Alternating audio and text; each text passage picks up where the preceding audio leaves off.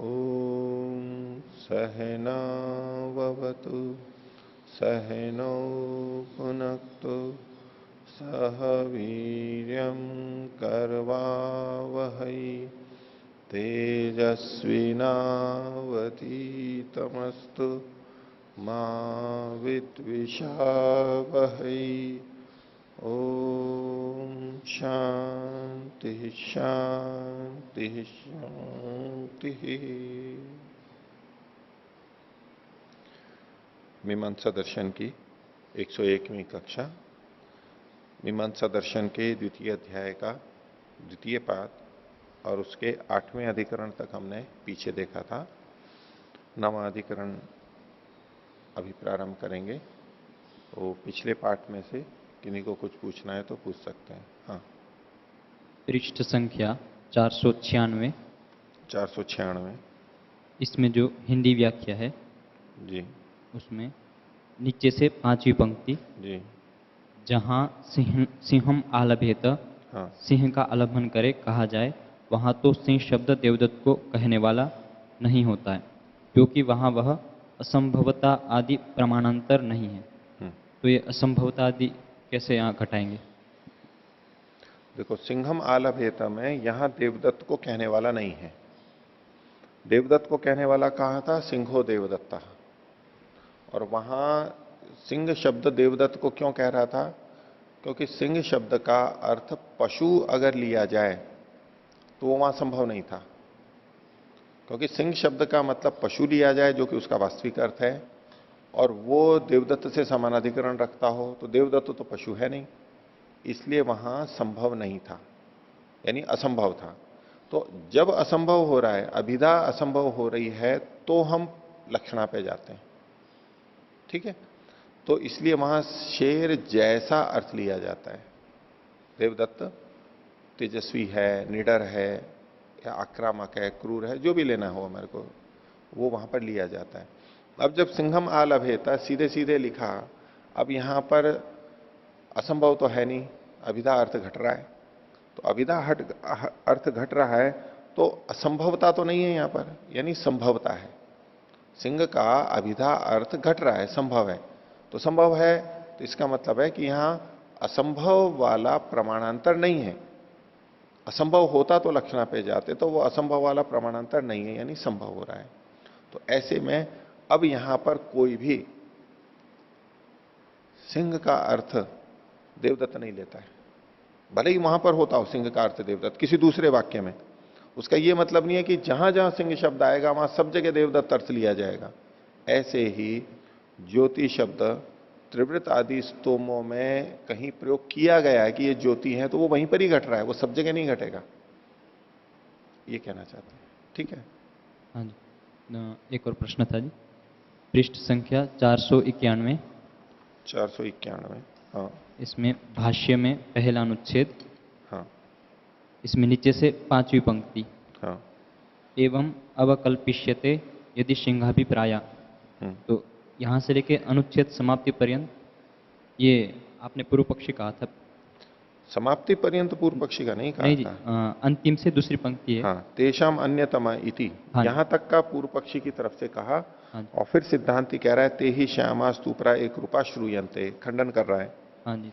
ये हिंदी व्याख्या के अनुसार ऐसा प्रतीत हो रहा है कि ये पूरा की पूरा सिद्धांति का ही हो। हाँ, नहीं, हिंदी व्याख्या के अनुसार प्रतीत हो रहा है का मतलब ये कि हिंदी में इन्होंने पूर्व पक्षी और उत्तर पक्षी करके नहीं लिखा, समाधाता लिखा, समाधान लिखा है, और बस अंत तक चलते चले गए। हाँ जी, बीच में उन्होंने कुछ और आक्षेप या समाधान नहीं लिखा है। ठीक है, हाँ जी, इसलिए आप ऐसा कह रहे हैं। अब देखिए, इससे पहले जो था तत्र सप्तदश संख्या नोपपद्य थे, हाँ जी, 17 संख्या वहां संगत नहीं होगी। ये पूर्व पक्षी पे आक्षेप लगाया सिद्धांति ने, 17 संख्या यहां संगत नहीं होगी। तो अब स्वाभाविक है इसका उत्तर देना चाहेगा पूर्व पक्षी,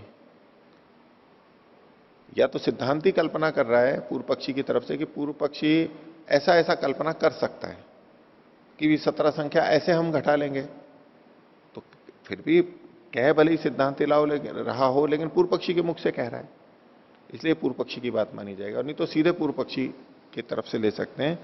बात पूर्व पक्षी की एवं एवं अवकल्पिष्यते, ऐसे इसमें हम संगत कर लेंगे, कल्पना कर लेंगे, तो ये सारा पूर्व पक्षी का माना जाएगा।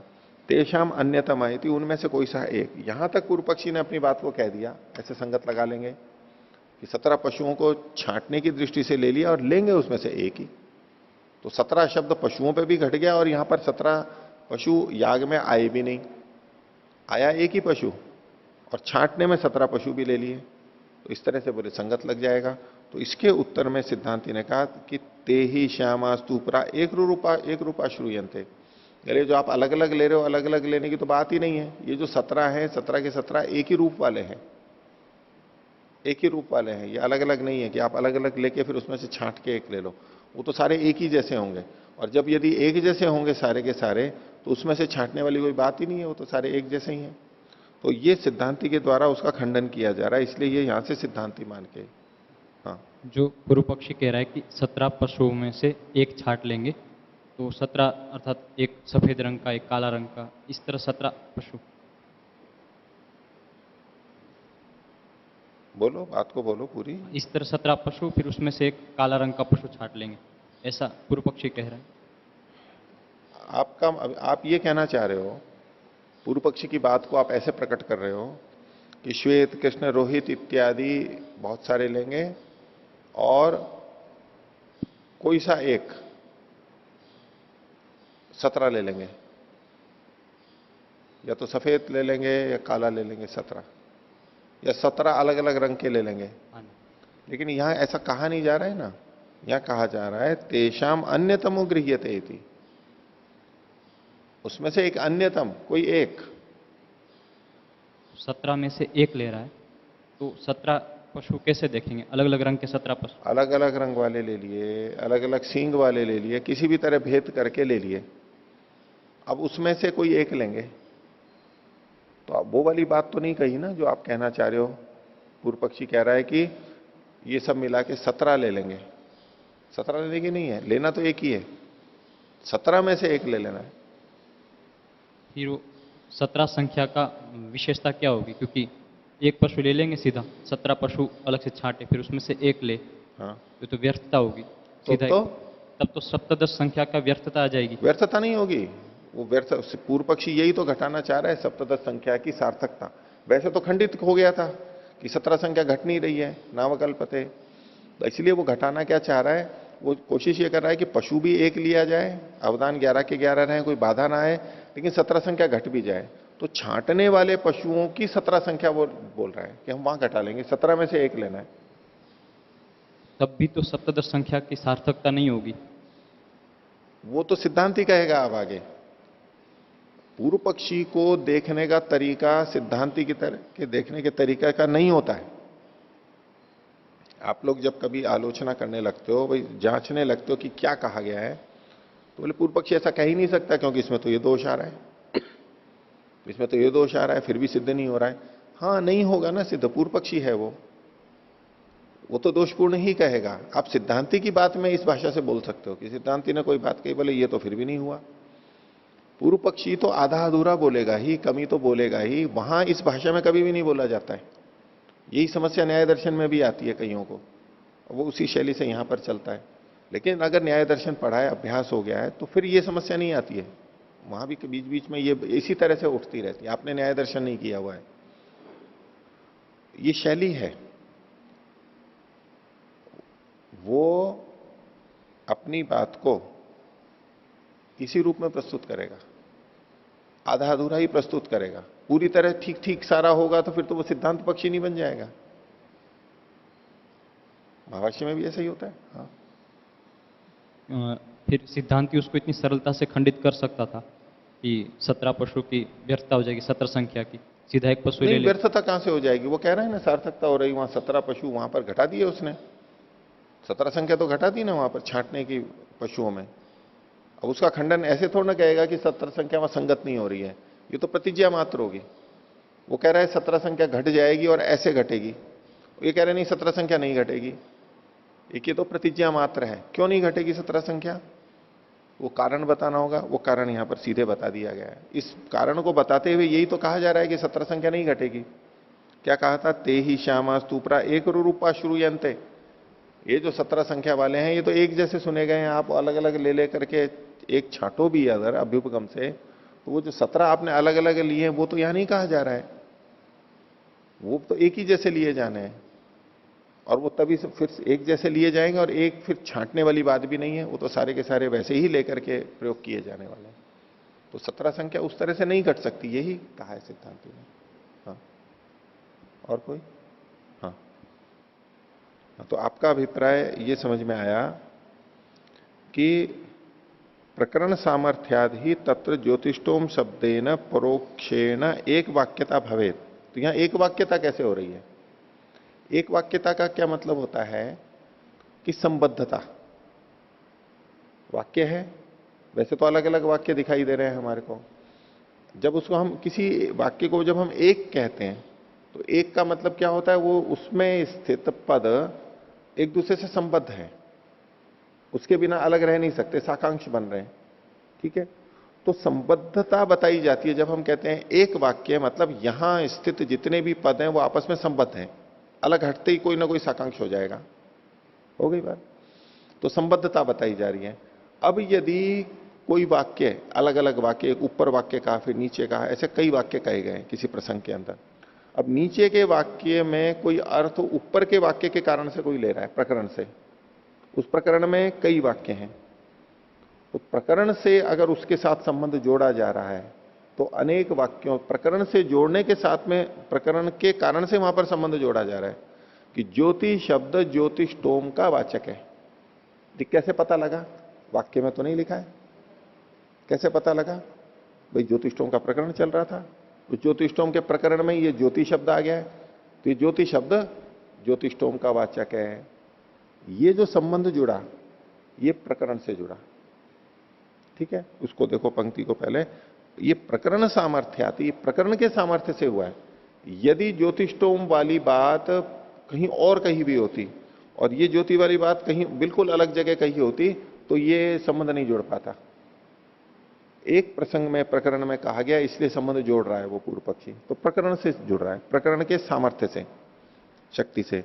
तत्र ज्योतिष्टोम शब्दे न, ज्योतिष्टोम इस शब्द के द्वारा परोक्षेण, जो कि परोक्ष है, परोक्ष है मतलब वो साक्षात उस वाक्य में नहीं है, ज्योति वाले वाक्य में नहीं है, परोक्ष है, ऊपर पहले कहा गया है। परोक्षेण एक वाक्यता भवे, एक वाक्यता होवे, एक वाक्यता तो हो जाएगी लेकिन ये वाक्य की वाक्यता होगी, परोक्ष एक वाक्यता होगी। हो गया इतना? और सा प्रत्यक्षम ज्योति शब्देन सह एक वाक्यताम बाधेता। और यहां जो प्रत्यक्ष ज्योति शब्द के साथ एक वाक्यता है कि ये किसको कहा जा रहा है? ज्योति को ही कहा जा रहा है। ज्योति शब्द वहां साक्षात उस वाक्य में पढ़ा गया है, उसी को कहा जा रहा है। तो यदि प्रकरण वाली हम ले लें, यदि आपकी बात माने कि ज्योति का मतलब ज्योतिष्टोम है, तो प्रकरण से प्राप्त एक वाक्यता के द्वारा वाक्य से प्राप्त एक वाक्यता को बाधित कर दिया गया है। तो बाधित तो एक दूसरे को करते ही हैं, लेकिन जब ये कह रहे हैं कि उसके द्वारा इसको बाधित कर दिया है, मतलब यहां दोष दिखाया जा रहा है। और दोष क्या है? दुर्बल के द्वारा बलवान को बाधित कर देना, बलवान ही दुर्बल को बाधित करेगा।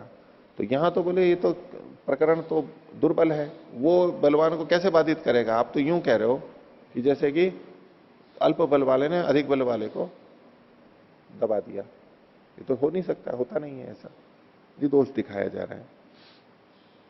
न चैतत न्यायम, ये जो आप इस तरह से प्रकरण से के बल पर वाक्य की बात को काट रहे हो, ये उचित नहीं है। ठीक है, और तो आगे चलते हैं।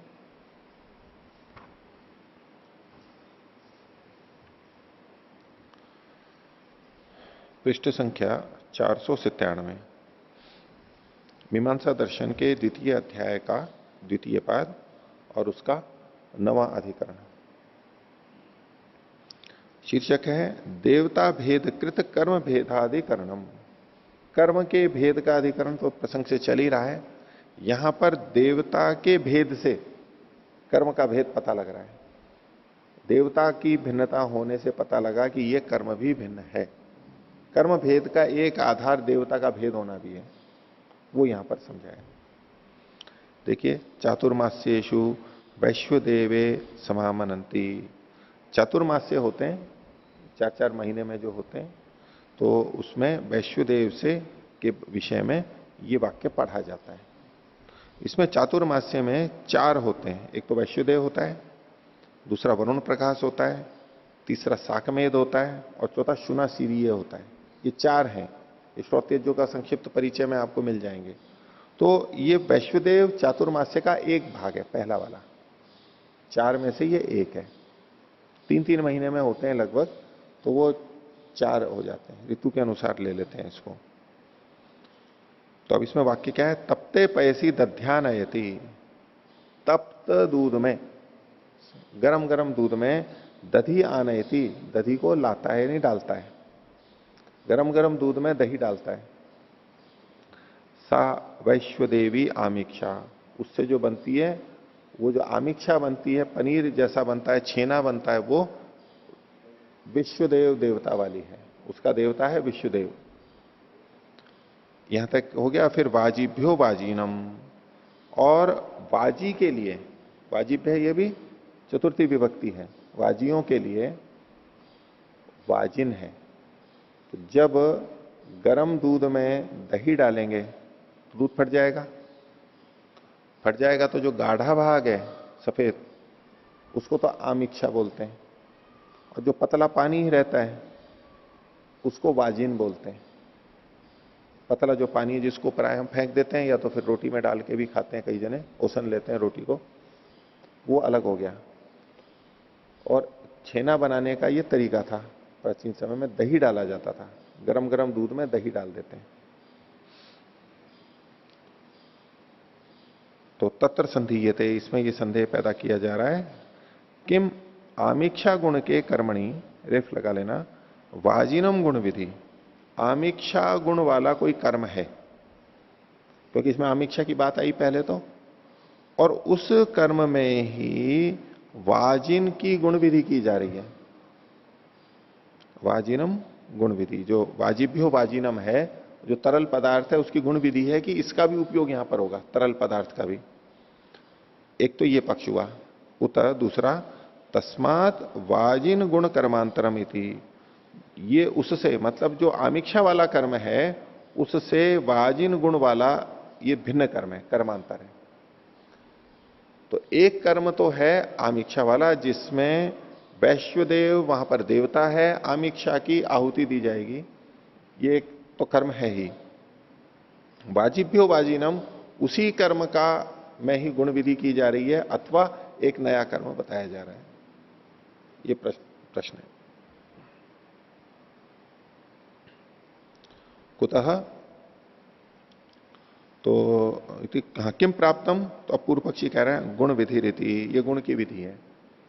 गुण की विधि कहने का मतलब हुआ कि कर्म तो वही है, कर्मांतर नहीं है, उसी कर्म में एक नया गुण यानी वाजिन, वो तरल पदार्थ को भी कह दिया गया। ठीक है। तो पूर्व पक्षी ने पूछा, कुतः, ये आपने कैसे पता लगाया कि ये गुण की विधि है, यानी कर्म तो वही है लेकिन गुण एक और बता दिया गया, वाजिन। तो पूर्व पक्षी कहता है, वाजेन अन्नेन आमिक्षया वाजिनो विश्वे देवा। बोले जो विश्व देवा है, विश्व देवा देवता, विश्वदेव देव हैं, ये ही वाजी हैं। देखो इन पंक्तियों में पहले में क्या था, वैश्वदेवी आमिक्षा, विश्वदेव देवता वाली ये आमिक्षा है। विश्वदेव है देवता जिसका ऐसी आमिक्षा है। और फिर जो वाजिभ्य कहा गया, वाजिभ्यो वाजिनम, तो वाजिन ये तो है द्रव्य, और वाजी जो है, वाजिभ्य, वाजी जो है ये है देवता, क्योंकि देवता में चतुर्थी आती है। तद्धितेन चतुर्थी आवा, तद्धित प्रत्यय से भी देवता का पता लगता है और चतुर्थी से भी देवता का पता लगता है। तो वैश्वदेवी आमिक्षा, जो वैश्वदेवी शब्द है, इसमें तो देवता का ज्ञान तद्धित प्रत्यय से हो रहा है, विश्वदेव से वैश्वदेवी बना। और वाजिभ्य यहां चतुर्थी है, चतुर्थी से देवता का पता लग रहा है, तो ये भी एक देवता कहा जा सकता है। तो पूर्व पक्षी ये कह रहा है कि ये जो वाजिभ्य देवता अलग दिखाई दे रहा है, ये वास्तव में अलग नहीं है, ये विश्वदेव देवता को ही वाजी नाम से कहा गया है। तो विश्वदेव देवता को वाजी नाम से क्यों कहा गया है, उसको ये बता रहा है। वाजेना, वाजेना कोई खोला है, अन्नेना, वाज शब्द अन्न के लिए भी आया जाता है, बल ऊर्जा देने वाला, तो अन्न भी बल ऊर्जा देता है। वाजे न अन्य न, तो अन्न का मतलब क्या होता है? अद्यते, जो खाया जाता है उसको अन्न कहते हैं। वो अन्न मतलब यही नहीं होता है केवल दाने ही। तो आमिक्षा भी उस तरह से अन्न हो गया, वो भी खाई जाती है। तो वाजे न इसी को खोल दिया, अन्य न इसी को खोल दिया आमिक्षया। तो आमिक्षा क्या हुई? अन्न है और वाजी है। तो जो आमिक्षा से युक्त है वो कहलाएगा वाजिन, वाजी वाला, वाजिनः। और वो कौन है वाजिन? विश्वदेवा, विश्वदेवी है। तो वाजिभ्यो शब्द से किसी नए देवता का नाम न लेकर के विश्वदेव को ही इसने घटाया पूर्व पक्षी ने, तो बोले एक ही देवता हुआ। तो तान अनुद्य वाजिनम विधीयते, उनको यानी विश्वदेव को का अनुवाद करके, क्योंकि वैश्वदेवी आमिक्षा में विश्वदेव देवता का तो उल्लेख आ चुका। अब जब वाजिभ्य शब्द से विश्वदेव को ही ग्रहण कर रहे हैं तो यह अनुवाद कहलाएगा। शब्द नया है लेकिन कहा वाजी विश्वदेव को ही जा रहा है, तो यह अनुवाद हुआ। तो पूर्व पक्षी कह रहा है तान अनुद्य, यानी उन विश्वदेव देवों का अनुवाद करते हुए, पहले कहा जा चुका है, अनुवाद करते हुए वाजिनम विधीयते, वाजिन की विधि की जा रही है, एक गुण की विधि की जा रही है, अर्थात ये नया कर्म नहीं है। यहां तक हो गया स्पष्ट। तेन उभयम वैश्वदेवम आमीक्षा वाजिनम च, इसलिए ये दोनों के दोनों कौन से? आमीक्षा भी और वाजिन ये वैश्वदेव हैं, यानी विश्वदेव देवताओं के लिए हैं। विश्वदेव देवता है इन दोनों के, ये पूर्व पक्षी ने बात रखी। तस्मिन नेव च कर्मणि वाजिन गुण विधि, कर्म वही है जिसमें आमीक्षा का प्रयोग किया गया, वही कर्म है, और उसमें वाजिन इस गुण की, द्रव्य की विधि की गई है, गुण विधि है ये। अब उदाहरण दे रहे हैं, जैसे कि अग्निहोत्रम जुहोति, ये एक विधि वाक्य है, यानी उत्पत्ति वाक्य है, कर्म की विधि कर दी, अग्निहोत्र से होम करता है। इत्युक्त, ऐसा कहने के बाद में फिर वचन क्या मिलता है? दधना जुहोति पैसा जुहोति थी। तो जब दधना जुहोति और पैसा जुहोति कह रहे हैं, तो दधना और पैसा ये गुण विधि मानी जाती है। उत्कर्म की विधि अग्निहोत्रम जुहोति हो गया, दधना और पैसा जो ये दोनों वाक्य हैं ये गुण विधि है। ऐसे यहां पर भी गुण विधि हो जाएगी, वाजिन की गुण विधि कर दी गई है। ये पूर्व पक्षी का मत हुआ। स्पष्ट हो गया? एवं प्राप्त गुरुमा, अब सिद्धांति बोल रहा है 23वां सूत्र, गुणश्च अपूर्व संयोगे अल्प विराम वाक्ययो समत्वात्। गुणश्च का मतलब यहां पर गुण देवता के रूप में गुण है। द्रव्य भी गुण होता है, देवता भी गुण होता है, कर्म की दृष्टि से ये सब गुण कहलाते हैं, क्योंकि इनके माध्यम से उस याग को किया जाता है। तो देवता भी गुण है, तो यहां पर गुण का मतलब है देवता। गुणश्च अपूर्व संयोग, ये जो गुण का कथन है देवता का, ये अपूर्व संयोग में ही होता है, अपूर्व कर्म के संयोग में होगा, यानी नया कर्म माना जाएगा। चूंकि देवता का कथन है इसलिए यहां पर नया कर्म माना जाएगा। क्यों? वाक्ययो हो समत्वात्, दोनों वाक्यों के समान होने से। दोनों वाक्य मतलब वैश्वदेव्याम ईक्षा ये वाक्य और वाजिभ्यो वाजिनम ये वाक्य, इन दोनों में समानता है। इनमें दोनों में देवता का भी नाम है और द्रव्य का भी नाम है। और वैश्वदेवी में तद्धित प्रत्यय से देवता को कहा जा रहा है, वाजिभ्यो में चतुर्थी विभक्ति से यानी वाक्य से कहा जा रहा है। और श्रुति से कहा जा रहा है या वाक्य से कहा जा रहा है?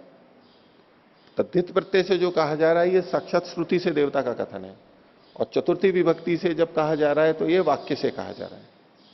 ये इनका पहले से भी बताया इन्होंने, तो इसलिए बोला वाक्यों के समान होने से दोनों में ही देवता का कथन किया जा रहा है, इसलिए यह नया कर्म है।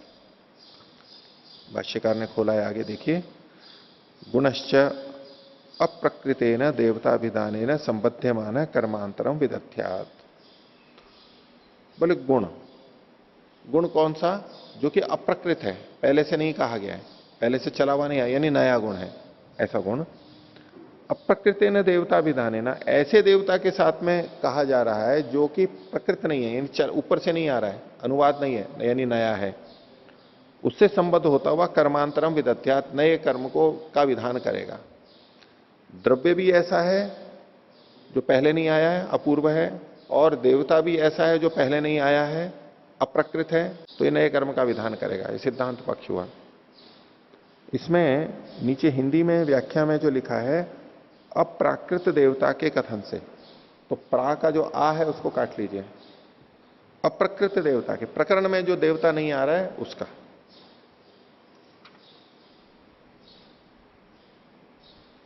एक इधर और संशोधन कर लीजिए, 497वें पृष्ठ पर व्याख्या, ऊपर जो व्याख्या है उसमें नीचे से चौथी पंक्ति, इसलिए दोनों, इसलिए दोनों, दोनों के बाद कोष्ठक में लिखा है बराबर आमीक्षा और वाजिन विश्वदेव देवता वाले हैं, तो कोष्ठक की आवश्यकता नहीं है, इसको काट दीजिए। क्योंकि भाष्य में देखा तेन उभयम वैश्वदेवम आमीक्षा वाजिनम च, भाष्य में ही पढ़ा हुआ है, तो इसलिए कोष्ठक में लाने की जरूरत नहीं है। वापस आ जाइए 498वें पृष्ठ पर। तो सिद्धांति ने कहा कि जो अप्राकृत गुण है उसके साथ में देवता के कथन से के द्वारा देवता के कथन के द्वारा संबद्ध होता हुआ ये कर्मांतर को कहेगा। समय ही तदईते वाक्य भवतः, ये जो तदई लिखा हुआ है फिर खाली जगह है फिर ते वाक्य लिखा हुआ है, तो तदईते इसको तो जोड़ लीजिए, ते को इधर जोड़ लीजिए और ते और वाक्य में दूरी कर लीजिए। तदईते वाक्य, तत् एते वाक्य, नहीं समय ही तदा एते करेंगे, तदईते तदा एते वाक्य, तब ये वाक्य समान ही होंगे। कैसे? तो उभेपि अपूर्वयोर यागयोर विधात्रिणी, दोनों ही अपूर्व वाक्य के विधान करने वाले हैं। दोनों ही वाक्य अपूर्व याग के विधान करने वाले हैं। पूर्व पक्ष ने कहा कथम पुनः अपूर्व देवता विधानम, ये नए देवता का विधान कैसे मान रहे हो आप? यद इदानीम एव, यदा इदानीम एव उक्तम, जबकि मैंने अभी अभी कहा था आपको कि विश्वेशाम देवानाम अनुवादो वाजिब्य है इति, वाजिब्य शब्द है, ये विश्व देवों का ही अनुवाद है। कैसे है अनुवाद? क्योंकि वाजी मतलब अन्न, अन्न और आमीक्षा, तो आमीक्षा जिस देवता के लिए है वही वाजी के लिए, वाजी देवता वही हुआ, वाज वाला आमीक्षा वाला हुआ। तो मैंने अभी अभी तो कहा था, सिद्धांत कह रहे थे तदुच्यते, उसका उत्तर देने, यह विश्वेशाम देवानाम देवतात्वम क्वचित श्रुत्या क्वचित वाक्य न, बोले विश्वदेव देवों का जो देवतात्व सिद्ध किया आपने वो कहीं तो श्रुति से है और कहीं वाक्य से है। तो वैश्वदेव्याम इच्छा इस स्थिति में तो श्रुति से है क्योंकि तद्धित प्रत्यय है, और निचले वाक्य में वाजिभ्यो वाजिनम, यहां पर आपने वाक्य से सिद्ध किया है। तद्धित निर्देश श्रुतिया, जहां तद्धित निर्देश है वो श्रुति के द्वारा है, और चतुर्थी निर्देश है वाक्य न, चतुर्थी का निर्देश वाजिभ्यो में वो वाक्य से आपने किया है। दो शब्द दिखा रहे हैं अभी, तो क्या स्थिति बताई है। यत्र श्रुत्या देवतात्वम, जहां श्रुति से देवतात्व है, तत्र आमीक्षया सह एक वाक्यत्वम, वहां उसका आमीक्षा के साथ ही एक वाक्यता है। क्योंकि वैश्वदेवी शब्द जो है तद्धित प्रत्यय से युक्त शब्द है, इसका संबंध केवल आमीक्षा से ही जुड़ेगा, वही वहां उस वाक्य में है, उसके साथ ही एक वाक्यता बनेगी। और यत्र चतुर्थी तत्र वाजिनेन, और जहां चतुर्थी विभक्ति है वहां इसका संबंध किससे जुड़ेगा? वाजिन के साथ में जुड़ेगा। तत्र एशाम एकत्र श्रुत्या देवतात्वम, एक जगह तो श्रुति से देवतात्व, या पूर्ण विराम है इसको काट लीजिए, अल्प विराम ले लीजिए देवतात्वम के बाद में, और वाक्य देवतात्वम वाक्य न द्रव्य विशेष संबंध, और वाक्य के द्वारा द्रव्य विशेष से संबंध हो रहा है वाजिन से। एकत्र उभयमपि वाक्य न, और जो मेरी जो शैली है वहां तो दोनों ही चीजें वाक्य से जुड़ेंगी। देखो वहां पर देखो पहला वाक्य है, इसको ऐसे समझो, वैश्वदेव्याम इच्छा, यहां पर देवतात्व तो श्रुति से पता लग रहा है, और वाक्य से द्रव्य विशेष से संबंध हो रहा है। यहां द्रव्य विशेष है आमीक्षा, उसी वाक्य को देखना अभी, वैश्वदेव्याम इच्छा, वैश्वदेवी इस शब्द से विश्वदेव देवता का पता लग रहा है, ये तो श्रुति से हो रहा है, अर्थात तद्धित प्रत्यय से हो रहा है। अब वैश्वदेवी आमीक्षा, आमीक्षा से संबंध जो जुड़ रहा है इसका, ये वाक्य से जुड़ रहा है, क्योंकि दोनों में हमने समानाधिकरण देखा, वैश्वदेवी आमीक्षा, विशेषण विशेष्य भाव बन रहा है, आमीक्षा का विशेषण है वैश्वदेवी, वैश्वदेवी एक शब्द है, आमीक्षा एक शब्द है। इन दोनों में संबंध देख करके जो हम निर्णय कर रहे हैं कि ये आमीक्षा का देवता वैश्वदेवी है, विश्वदेव है, ये जो संबंध जुड़ा है ये वाक्य से जुड़ा है। ये बात आई समझ में? विश्वदेव देवता का ज्ञान तो श्रुति से हुआ, और इसी वाक्य में विश्वदेव देवता के साथ में आमीक्षा का संबंध जुड़ा वाक्य से, क्योंकि दो शब्द अलग अलग थे उसके कारण से संबंध जुड़ा है। एक तो ये बात हो गई। और जो दूसरा वाक्य है वाजिभ्यो वाजिनम, इस वाक्य में तो एकत्र एकत्र मतलब इस दूसरे वाक्य में उभयमपि वाक्य ना, दोनों ही वाक्य से हुए हैं। दोनों कौन से बात? एक तो देवता का ज्ञान, देवता का ज्ञान हमारे को वाजिभ्य इस चतुर्थी विभक्ति से हुआ है, ये वाक्य से ही कहलाता है।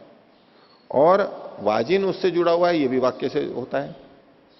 तो पहले वाक्य में वैश्वदेव्याम इच्छा में देवता का ज्ञान श्रुति से, और देवता के साथ में द्रव्य का संबंध वाक्य से। और दूसरा जो वाक्य है वाजिभ्यो वाजिनम, यहां पर देवता का ज्ञान भी वाक्य से और देवता के साथ द्रव्य का संबंध भी वाक्य से, यानी दोनों चीजें वाक्य से हो रही हैं। एकत्र उभयम अपनी वाक्य ना।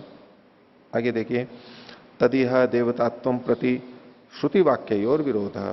तो अब यहां पर देवतात्व के प्रति कि देवतात्व है, इसमें श्रुति और वाक्य में विरोध है कि देवता कौन है। पहले वहां तद्धित से आ रहा था, यहां पर चतुर्थी से आ रहा है, ये परस्पर विरोध है। विरोध है च श्रुतिर्बली ऐसी, और विरोध होने पर श्रुति ही बलवान है। इति आमीक्षा वाक्य देवतात्व विश्वेशाम देवतानाम न वाजिन वाक्य इति अध्यवसीयते। तो विश्वदेव देवता है वो तद्धित से श्रुति से आ रहे हैं, तो वो आमीक्षा से ही जुड़ेंगे। इसका संबंध वाजिब्य से नहीं जोड़ सकते हैं, वहां पर नीचे नहीं जोड़ सकते हैं।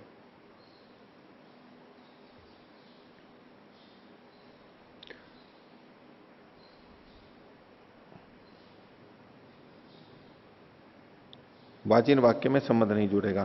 तेन अवगम्यते अप्रकृतेन देवता पदेन अस्य संबंध है। तो अब जो इसके कारण से हम कहेंगे कि विश्वदेव का संबंध केवल उसी से जुड़ेगा, दूसरे से नहीं जुड़ सकता है। तो इसलिए अप्रकृत जो देवता पद है उसके साथ में इसका संबंध बनेगा वाजिभ्यो वाजिनम का। तस्मात् कर्मांतरम इति, इसलिए यह कर्मांतर है।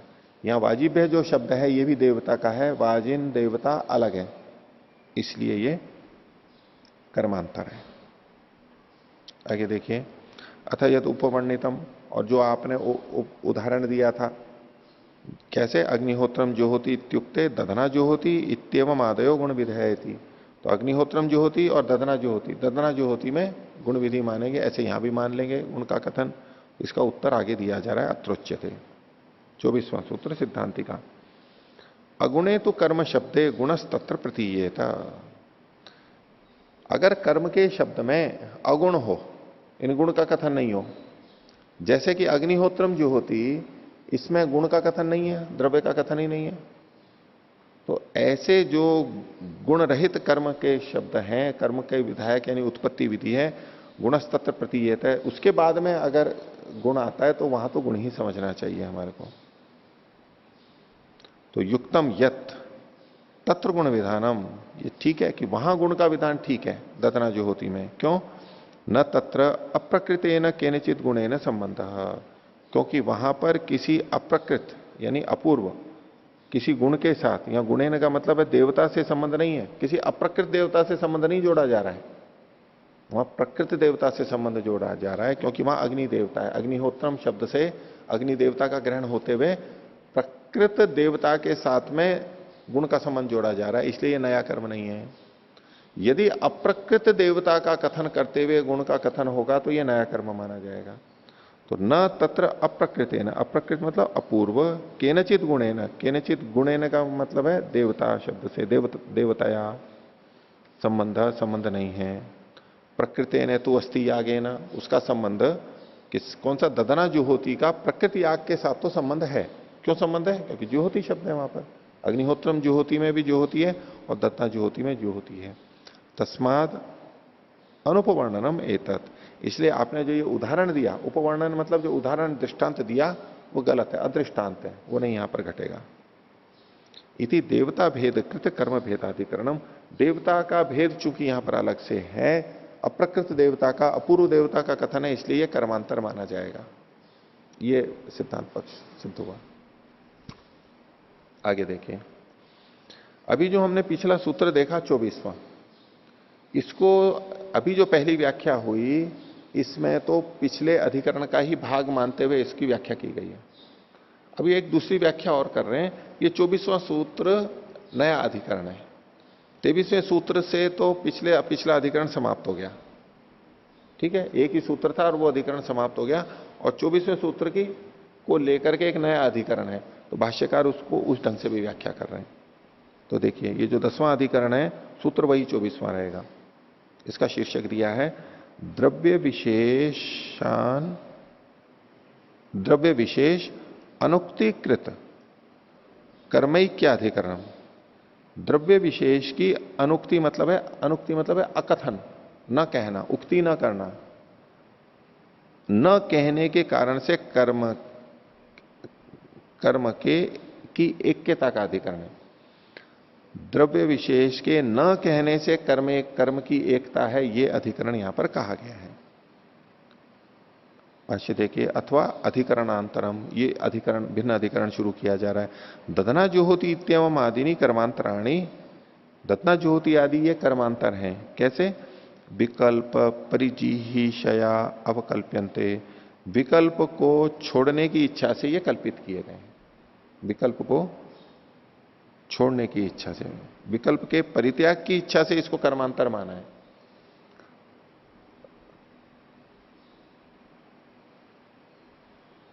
ऐसा पूर्व पक्षी कहेगा।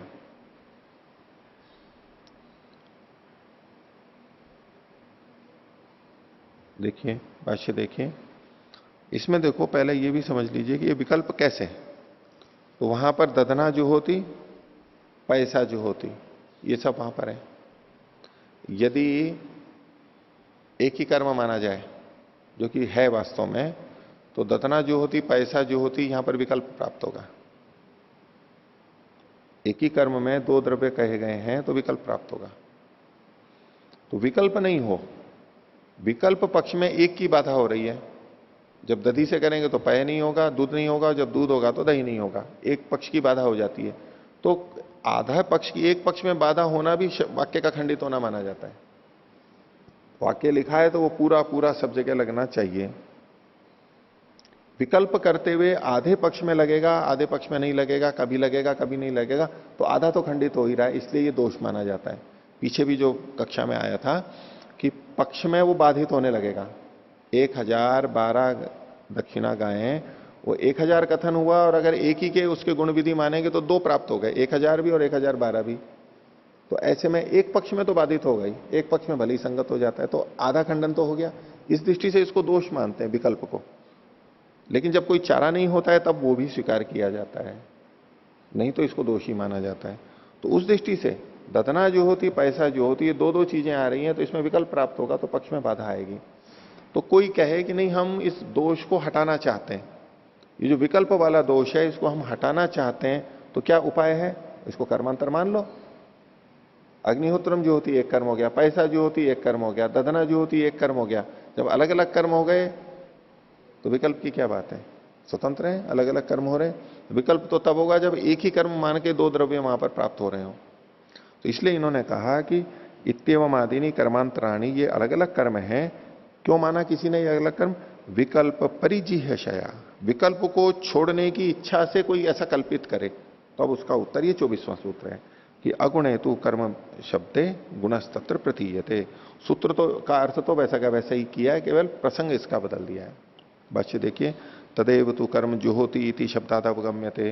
बोले वही कर्म तो ज्योति शब्द से पता लग रहा है, न कर्मांतरम, कर्म तो है, कर्मांतर तो यह है नहीं। यानी अग्निहोत्रम जुहोति का जुहोति, दत्ना जुहोति का जुहोति। तस्मात तत्रैव गुण विधि, चूंकि ये कर्मांतर नहीं है इसलिए उसी का पहले वाले कर्म में ही गुण विधि माननी चाहिए। वचनात् विकल्पश्च इति सिद्धम, और यदि कहीं विकल्प माना भी जाता है तो कोई दोष नहीं है, वचन से सिद्ध हो रहा है।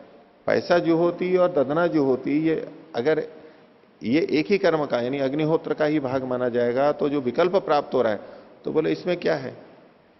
वचनात् विकल्पश्चेत, नहीं विकल्पश्चेत वचनात् विकल्पश्चेत सिद्धम इति। अगर वचन से विकल्प हो रहा है तो कोई बात नहीं, सिद्धि होता है। आगे कई बार ये बात आएगी। कि वचन है तो वचन के लिए तो कोई भी चीज असंभव नहीं है। वचन है तो बस तो होना ही है। अगर वचन मिल रहा है फिर क्या सोचना है? वचन के लिए कुछ न करने योग्य नहीं होता है। वचन है तो बस होगा वो। तो बोले इसमें कोई आपत्ति नहीं है, वचन है तो विकल्प होगा तो होगा, कौन सा इसमें दोष हुआ?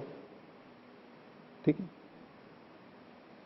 वचनात् विकल्पश्च इति सिद्धम, तो इति द्रव्य विशेष अनुक्तिकृत कर्मैक्याधिकरणम हो गया ये। आगे देखिए 11वां अधिकरण है। इसमें एक और नए तरीके से एक नए विषय को उठाया जा रहा है। विषय है दध्यादि द्रव्य सफलत्वाधिकरणम। दधि आदि जो द्रव्य अलग अलग कहे गए हैं उनके सफलत्व का अधिकरण है कि वो फल वाले हैं। दधि आदि द्रव्य फल वाले हैं, ये कथन किया जा रहा है। भाष्य देखिए अग्निहोत्रम प्रकृत्य समामानंती, अग्निहोत्र के प्रकरण में ये कथन करते हैं। दधन इंद्रिय काम से जुहुयात, दधना इंद्रिय काम से जुहुयात, जो इंद्रिय की कामना रखता है यानी इंद्रियों में श्रेष्ठता पाना चाहता है वो दही से होम करे। इत्येवम आदि ये वचन है। तत्र संशय किम अग्निहोत्र होमात होमांतरम दध्यादि होमा, ये जो दधि आदि होम है ये अग्निहोत्र से भिन्न होम है। उत दध्यादेर गुणात फलम इति, अथवा दध्यादि गुण से वहां पर फल का कथन किया जा रहा है। ठीक है, तो ये कर्मांतर है, होमांतर है, अथवा तो दधियादि के द्वारा गुण, दधियादि गुण का वहां पर फल का कथन किया जा रहा है। कर्म होम वही है, कर्म वही है। किम प्राप्तम, तो पूर्व पक्षी कहता है होमांतरम इति, होमांतर है। अब देखिए अभी तक तो सिद्धांति होमांतर होमांतर करता हुआ आ रहा था, इससे सिद्ध होता है कि ये कर्मांतर है, होमांतर नहीं कर्मांतर है, यागांतर है, ये सिद्ध करता आ रहा था। अब एक ऐसा उदाहरण साथ में ले लिया है तो उस शैली से पूर्व पक्षी ये कह रहा है ये तो कर्मांतर ही होना चाहिए, होमांतर ही होना चाहिए। अब सिद्धांति कहेगा नहीं ये होमांतर नहीं है। होमांतर की शैली से चलते चलते अब कुछ स्थल ऐसे आएंगे जहां दिखेगा ये कि होमांतर या कर्मांतर है, लेकिन वास्तव में कर्मांतर है नहीं, वो विपरीत लेकर के। और पूर्व पक्षी का दिमाग तो ये बन गया ना अब कि भाई ये ऐसे ऐसे में कर्मांतर मानेंगे, वो तत्काल बोलेगा कि कर्मांतर है। बोले नहीं देखो ये कर्मांतर नहीं है। तो पूर्व पक्षी का सूत्र है फलश्रुतेस्तु कर्मस्यात् अल्प विराम फलस्य कर्म योगित्वात्। पूर्व पक्षी ने कहा यह कर्मांतर है। कैसे? फल की श्रुति से ये कर्म होवे। फल की श्रुति क्या है? इंद्रियों की बलवत्ता, इंद्रिय कामस्य जो शब्द है ये फल की श्रुति है। जैसे अग्निहोत्रम स्वर्ग कामस्य शब्द आता है ना, तो स्वर्ग कामस्य कहने में वो फल का कथन किया जा रहा है। यद्यपि स्वर्ग काम का मतलब वो व्यक्ति है, तो इंद्रिय कामस्य का मतलब इंद्रिय की कामना है जिसकी वो व्यक्ति है, लेकिन इसमें कर्म की श्रेष्ठता का फल नहीं, इंद्रिय की श्रेष्ठता का फल कहा जा रहा है, फल का कथन है। तो फल की श्रुति होने से ये कर्म होवे। फल से कर्म योगित्वाद, क्योंकि फल जो है वो कर्म का ही आता है। फल किसका होता है? कर्म का ही होता है।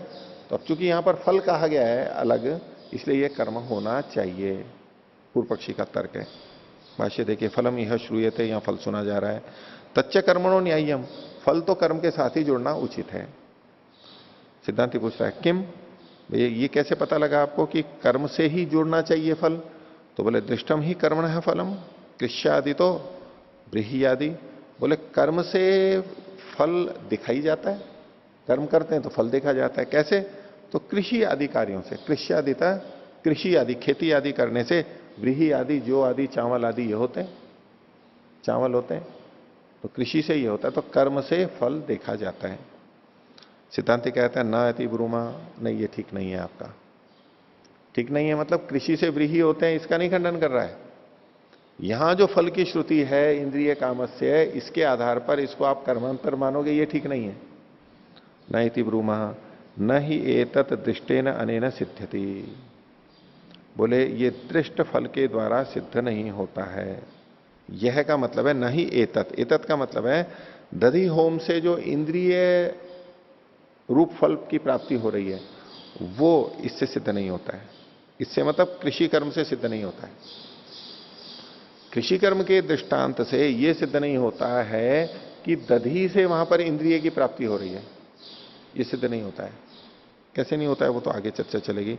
तो न ही एतत् दृष्टेन अनेन सिद्ध्यति, यदि दर्शनम हेतु फल ज्ञाने, कहा कि यदि दिखाई देना ही फल ज्ञान में हेतु है, ये जो दिखाई देना है मतलब दर्शनम किसका, फल से दर्शनम, ये फल का दिखाई देना ही फल ज्ञान में हेतु बन रहा है। कैसे? कृष्यादो पदार्थे तद दर्शनम, तो कृष्यादि पदार्थ में उसका देखा जाता है, यानी व्रीहि होता है। तो पूर्व पक्षी ने जो बात रखी थी कि कृषि रूप कर्म करते हैं तो व्रीहि आता है, तो वहां कैसे उसने पता लगाया था कि क्रिया का फल होता है? क्योंकि फल देखा जाता है इसलिए ये क्रिया का है, ये माना गया, देखा जाता है तो इसके लिए कह रहा है कृष्यादो पदार्थ है तदर्शनम, कृषि आदि पदार्थ में यानी कर्म में वो फल देखा जाता है। न होम में तो ये देखा नहीं जाता है। ददनेन्द्रिय काम से जुहुयात में होम करेंगे तो इंद्रिय की बलवत्ता देखी नहीं जा रही है, वहां पर दृष्टार्थता नहीं है वहां पर। तो आप कृषि का जो उदाहरण दे रहे हो वहां तो दृष्टार्थता है, यहां तो दृष्टार्थता नहीं है, इसलिए इसका कैसे मानेंगे? न हो में। अब कुछ और पक्ष विपक्ष उठाते हुए सिद्धांति ही बोल रहा है, अथक कृषौ दृष्टम अन्यत्रापि भवती।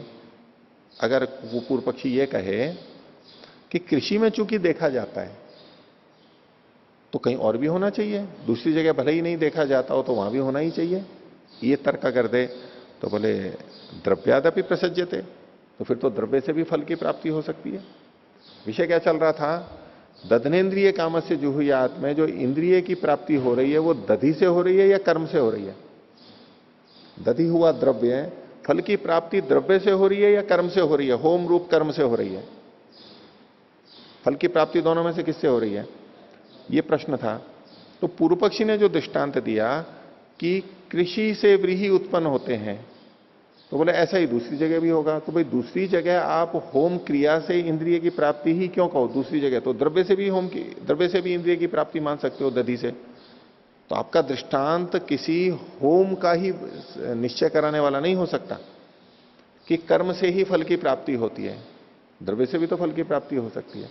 कृषि से व्रीहि की प्राप्ति हो रही है, उससे केवल यह सिद्ध हुआ कि फल की प्राप्ति होती है। ऐसे ही किसी और से भी हो सकती है, द्रव्य से भी हो सकती है। कर्म से क्यों नहीं हो सकती? तो इसलिए उन्होंने कहा यहां तो दृष्टि नहीं है फल। अगर फल को देख करके आप क्रिया से संबंध जोड़ रहे हो तो यहां होम से तो क्रिया से तो वो इंद्रिय की कामना, इंद्रिय की वृद्धि वाला देखा नहीं जा रहा है, इसलिए घट नहीं सकता। इससे बचने के लिए अगर पूर्व पक्षी कहे कि नहीं और जगह भी हो सकती है, कहीं भी हो सकती है, भाई कहीं हो सकती है तो होम से फल की प्राप्ति हो रही है तो दधि द्रव्य से भी तो हो सकती है, मानी जा सकती है। इसलिए आपने जो दृष्टांत दिया उससे यह सिद्ध नहीं हो जाता कि होम कर्म से ही फल की प्राप्ति हो रही है और दधि द्रव्य से फल की प्राप्ति नहीं हो रही है। देखे तो दोनों जा रहे हैं वहां पर। दधनेन्द्रिय काम से जुहुयात में दधि द्रव्य भी है और जुहोति कर्म भी है। फल की प्राप्ति कर्म से हो रही है या द्रव्य से हो रही है? द्रव्य का फल कहा जा रहा है या कर्म का फल कहा जा रहा है? यही तो विचारने का विषय है। तो आपके दृष्टांत से ये बात सिद्ध नहीं होती। पूर्व पक्षी के खंडन की बात आ गई ना समझ में, सिद्धांति की। और इसी विषय में आगे कह रहे हैं, अथा कृषि सादृश्यात भवती इति उच्यते। तो क्या नहीं, कृषि के जैसी जो चीजें हैं वहां पर फल की प्राप्ति अब माननी चाहिए। तो जैसे का मतलब क्या है? कृषि तो है कर्म, तो कर्म से फल की प्राप्ति देखी जाएगी, द्रव्य से नहीं, क्योंकि कृषि द्रव्य नहीं है। समानता से तो किस में घटेगा? होम में घटेगा। जुहोति वो कर्म है, कृषि के समान वो कर्म है, तो फल की प्राप्ति वहीं देखी जाएगी। सादृश्य द्रव्य में थोड़ा देखी जाएगी। कृषि कोई द्रव्य थोड़ा है कि आप दधि में भी फल की प्राप्ति देखने लगो। तो अथ कृषि सादृश्यात भवती इति उच्यते। यदि ऐसा पूर्व पक्षी कहे तो सिद्धांति कह रहा है कृषि सदृशो होम क्रियात्वात् न द्रव्यम। इसी बात को खोल रहे हैं, कृषि के सदृश तो होम है। क्यों है? क्रिया होने से। न द्रव्यम, दधि जो द्रव्य है वो कृषि के सदृश नहीं है, क्योंकि दधि में क्रियात्व नहीं है। दधि में क्रियात्व नहीं है, होम में क्रियात्व था, इसलिए उसी से जुड़ेगा। और असदृशम ही तदिति, तो तत् मतलब है वह द्रव्य यानी दधि उससे असदृश है, इसलिए नहीं घटेगा। तो इस पे सिद्धांति कह रहा है होमो भी असदृश। अगर आप असमानता देख रहे हो तो कृषि की अपेक्षा तो होम भी असदृश है। कैसे अदृश्य है? कि मंत्र देवता आदि साधनत्वात् होमस्य। होम में तो मंत्र और देवता आदि का साधन होता है। मंत्र भी बोले जाते हैं, देवता का भी कथन होता है। देवता भी साधन है वहां पर फल प्राप्ति का, कर्म का। तो वहां तो होम का होता है, और लांगला आदि साधनत्वाच कृषि है। कृषि में कौन सा साधन होता है? हल आदि जो लांगुल होता है वो उसका साधन होता है। तो साधनों की भिन्नता से कृषि के समान होम नहीं है। पूर्व पक्षी ने क्रियात्व के कारण से समानता देखी थी। सिद्धांति कह रहा है कि अगर यूं भेद करने लगोगे तो ये भी नहीं होगा, उसमें मंत्र देवता साधन है, यहां पर हल आदि साधन है। और भेद बता रहा है सिद्धांति, त्यागात्मकत्वात होमस्य पाटनात्मकत्वात च कृषि है। अगर आप क्रियात्व के सादृश्य से कह रहे हो तो होम में तो त्यागत्व रूप कर्म है, त्याग रूप कर्म है, और कृषि के अंदर पाटन रूप कर्म है। पाटन मतलब फाड़ना, उखाड़ना। भाई हल चलाते हैं तो जमीन को क्या कर रहे हैं? उखाड़ते ही तो है। पाड़ना ही तो बोलते हैं उसको, धरती को पाड़ना बोलते हैं ना। जैसे फावड़े से धरती को पाड़ते हैं, तो हल से भी तो धरती को पाड़ना ही तो बोलते हैं। पाटन शब्द है वो। तो क्रिया में भेद है, इसलिए समानता नहीं हो सकती। आगे, अथ किंचित सादृश्यम गृह्यते, बोले कि अगर आप कुछ सादृश्य से कर रहे हो कि नहीं, कृषि कर्म का होम कर्म से कुछ तो सादृश्य है, क्रियात्व सादृश्य है, तो बोले फिर तो द्रव्य का भी सादृश्य है। कैसे? द्रव्य से आप ही सदनित्यम इत्येवम आदि किंचित सादृश्यम अस्ति। द्रव्य का भी कुछ सादृश्य तो है। ये सदनित्यम आदि ये वैशेषिक का सूत्र है। तो द्रव्य किसके कहते हैं? जो सत होता है, जो अनित्य होता है, कार्य द्रव्य के लिए है ये। तो सत्ता वाला होता है और अनित्य होता है, ये दो लक्षण बताए। तो बोले ये कृषि कर्म से समानता है द्रव्य की। कृषि कर्म भी सत है, यानी सत्ता है उसकी, और अनित्य होता है। और दधि, उसकी भी सत्ता है और वो भी अनित्य होता है। तो अगर किंचित सादृश्य से कर रहे हो फिर द्रव्य को भी प्राप्त होगा। आप किंचित सादृश्य से होम में घटा रहे हो तो किंचित सादृश्य से दधि द्रव्य में भी फल की प्राप्ति बता सकते हो। व्यभिचार कर रहा है उसका सिद्धांति। आगे, अथ द्रव्याद अन्यत सदृशतरम अस्ति इति कृत्वा न द्रव्यम सदृशम इत्युच्यते। बोले कि सादृश्य तो देखा जाएगा, लेकिन द्रव्य को छोड़ करके सादृश्य देखा जाएगा। अथ द्रव्याद अन्यत सदृशतरम अस्ति इति कृत्वा, द्रव्य से भिन्न कोई सदृश चीज देखनी पड़ेगी, द्रव्य तो हटा दो आप। ऐसा करके न द्रव्यम सदृशम इत्युच्यते, इसलिए द्रव्य को तो सदृश नहीं कह सकते। तो सिद्धांति कह रहा है होमादपि अन्यत कृषे सदृशतरम, इसने इसको ऐसा देखो, अथ द्रव्यात अन्यत सदृशतरम अस्ति इति कृत्वा। भाई ठीक है, किंचित सादृश्य द्रव्य से भी जुड़ रहा है और किंचित सादृश्य क्रिया से भी जुड़ रहा है। यानी द्रव्य यानी दधि से भी किंचित सादृश्य जुड़ रहा है और होम से भी किंचित सादृश्य जुड़ रहा है। तो दो चीजें अगर किंचित सादृश्य से जुड़ रही हैं तो किसका ग्रहण होगा? जो सादृश्य तम होगा उन दोनों में से, या तर होगा जो अधिक सादृश्य वाला होगा, उससे जुड़ जाएगा। इसलिए हम होम को ही लेंगे, द्रव्य को नहीं लेंगे, दधि को नहीं लेंगे, ऐसा यदि कहे तो। इस पंक्ति का अर्थ ऐसे ही लेना, अथ द्रव्यात अन्यत, द्रव्य से भिन्न सदृशतरम अस्ति। सदृशतर मतलब कर्म है होम, तो ये करके न द्रव्यम सदृशम इति उच्यते, इसलिए द्रव्य को सदृश नहीं कहा है। अगर ऐसा मानते हो तो होमादपि अन्यत कृषि सदृशतरम अस्ति, तो बोले होम से भी अधिक सदृशतर और भी चीजें हैं। कृषि के सदृशतर और भी दूसरी चीजें हैं। कौन सी हैं? तो जैसे कि पचन, प्रक्षालन आदि जो कर्म है वो कृषि के अधिक सदृशतर है। होम तो असदृशतर है, उसकी अपेक्षा कम सदृशतर है। कैसे? तो इसलिए कहा दृष्टार्थम इति कृत्वा, जो दृष्ट अर्थ वाले हैं। कृषि दृष्ट अर्थ वाला है, कृषि की व्रीहि उत्पन्न हुआ, पाचन किया, पकाया या प्रक्षालन किया, तो वहां पर दृष्टार्थ हमारे को दृष्टार्थता है। होम की तो सदृशतरता नहीं है क्योंकि उसमें अदृष्टार्थता है, फल नहीं दिख रहा है वहां पर। इसलिए अगर आप सदृशतर को ही लेना चाहते हो तो होम भी चला जाएगा और पचन आदि से ही समानता होगी, होम के साथ इसकी समानता आप नहीं ले सकते। इति कृत्वा होमो अपि असदृश स्यात्, होम भी असदृश हो जाएगा। अगर आप द्रव्य को हटा रहे हो तो होम भी हट जाएगा।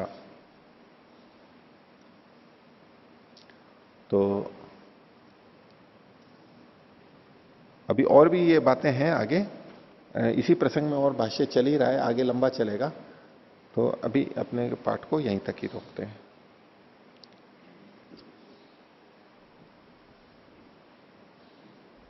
प्रणव था नहीं?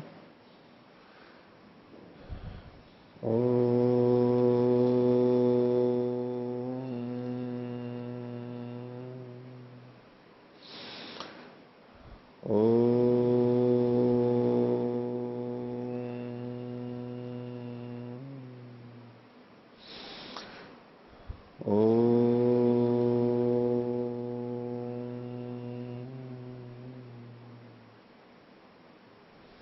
सभी को सादर अभिवादन। ओम।